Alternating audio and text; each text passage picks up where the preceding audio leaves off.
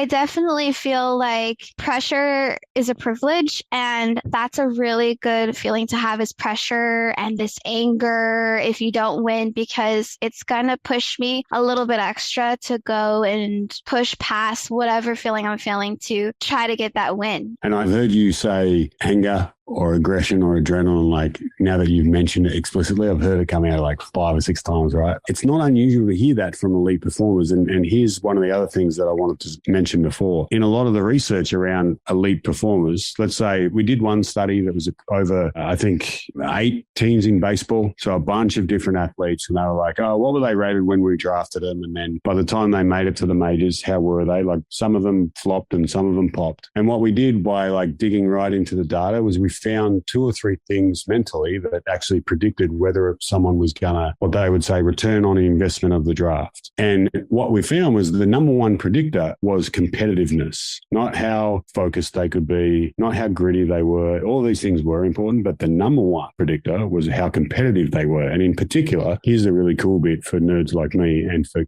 ultra competitors like you, is that it was their ability to, regardless of the scoreboard and regardless of whether they were going to get recognized, they just wanted to keep fighting. It's like right now, if we're playing table tennis, I might be behind 19-0, but I'm going to still be just as engaged in the next point. And if anything, I'm going to be more engaged because I'm angry that I'm losing and I want to fix it. And so it's the approach to continue to compete as opposed to, oh, screw this, I'm throwing my tennis racket and I'm out of here, which I wanted to highlight because it's really you talking about the way you handle your anger and that it's actually you view it as a good thing. That's a really unique way to view it, but it can be the game changer.